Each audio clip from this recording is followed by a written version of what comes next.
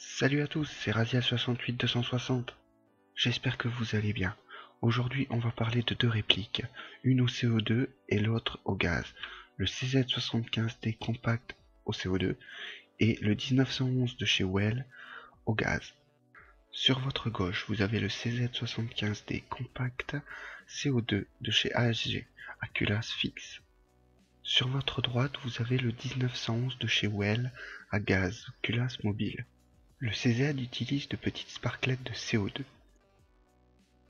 alors que le 1911, lui, utilise du gaz.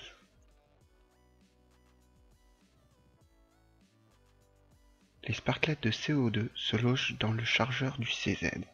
Pour insérer la sparklette, il vous suffit de dévisser la vis qui est au cul du chargeur, puis d'insérer la sparklette et de resserrer la vis. Le 1911, lui, dispose d'une valve au cul du chargeur. Prenez votre bouteille de gaz, secouez-la et insérez le teuteux dans la valve pour le remplir. Ici, nous voyons l'action de la culasse qui entraîne le chien vers l'arrière, car si le chien n'est pas armé, vous ne pourrez pas tirer.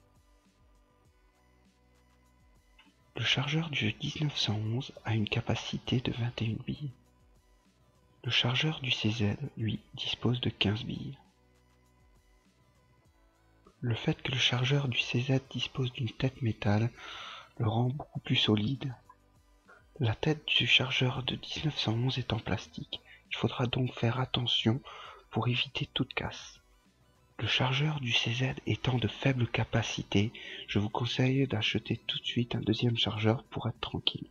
Bien que le chargeur du 1911 comporte 21 billes, il est toujours préférable d'avoir un deuxième chargeur. Le CZ a été ma première réplique de points, et il m'a pleinement satisfait. Puis j'ai décidé d'évoluer vers un GBB. Vous trouverez le hop-up du CZ en tirant la culasse. Comme vous pouvez le constater, il s'agit d'un double action. Soit vous armez le chien et vous tirez, ou alors vous pouvez tirer directement.